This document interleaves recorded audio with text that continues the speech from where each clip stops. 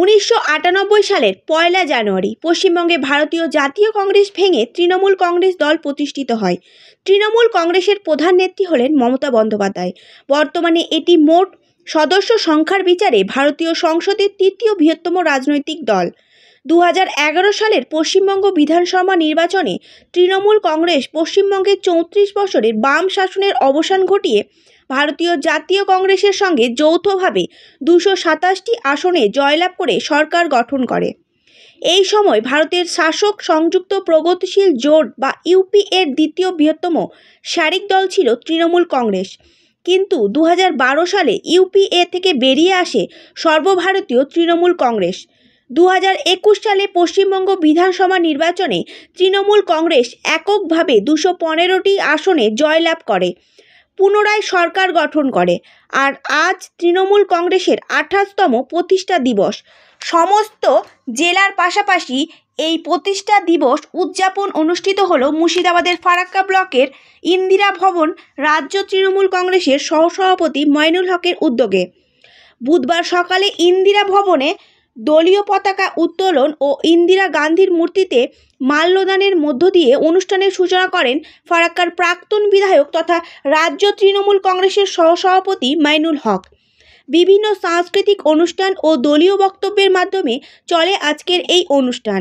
পাশাপাশি দুস্থ অসহায় মানুষদের শীতবস্ত্র বিতরণ ও মধ্যাহ্ন ভোজনের ব্যবস্থা করা হয়।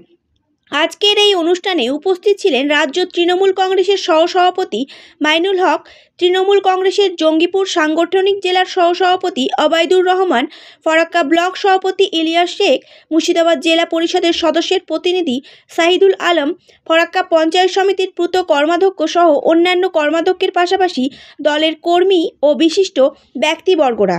বরণ করে নেওয়া হচ্ছে।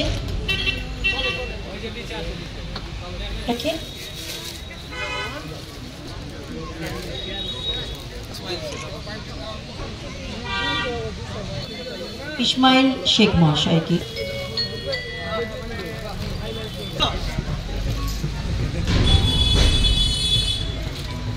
আমরা বরণ করে নেব।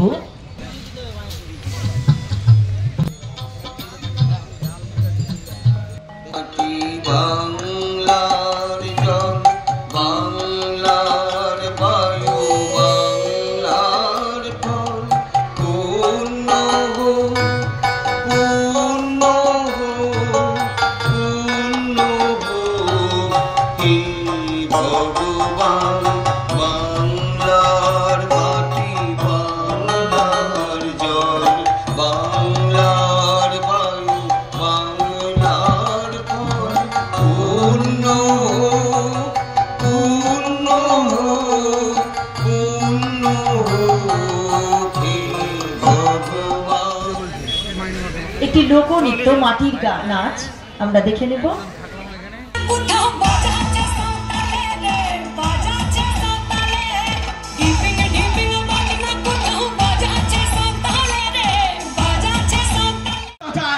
সহ্য করে আসতেছি তো সামনে দিনে আপনাদেরকে 26-এ এই আমাদের মাটি মানুষের মমতা ব্যানার্জির আশীর্বাদ নিয়ে আমাদের দেখে আপনারা দেখে দেবেন আবার 26-এ যেমন কি আমাদের প্রার্থী জয়ী হয়।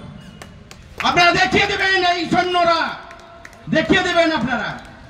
যাই হোক, আমি বিশেষ এখন কিছু আর বলছি না, এখান থেকে আমি শেষ করেছি। জয় হিন্দ, বন্দে মাতরম। ঠিক যদি এইগুলোকে আমরা ধর্মের বাইরের বৃত্ত থেকে ভাবি তাহলে ভাববো তো সুদীর্ঘকাল পশ্চিমবাংলায় একটা সরকার ছিল, সেই সরকারের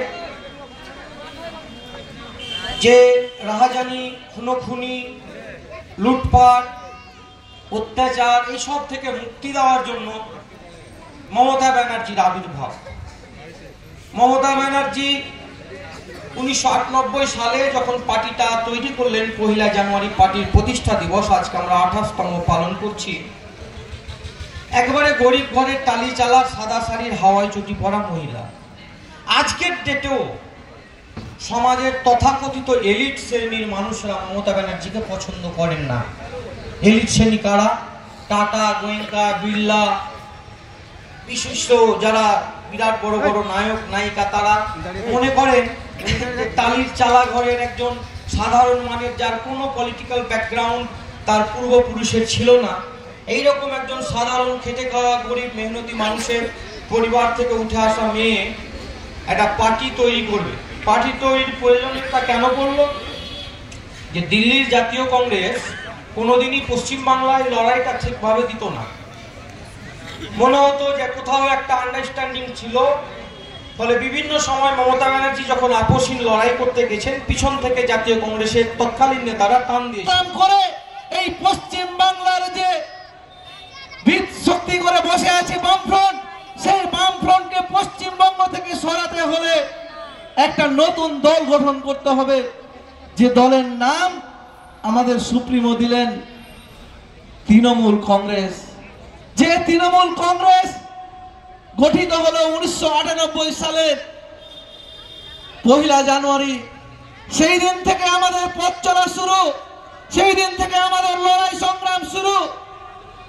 পশ্চিমবঙ্গের যখন তৃণমূল দলের নেতৃত্বে, মমতা বন্দ্যোপাধ্যায়ের নেতৃত্বে যখন লড়াই সংগ্রাম শুরু হয়ে গেল, তখন চারিদিকে পুলিশি অত্যাচার আরো বেড়ে চলেছিল, কিন্তু মমতা বন্দ্যোপাধ্যায় থেমে থাকেনি।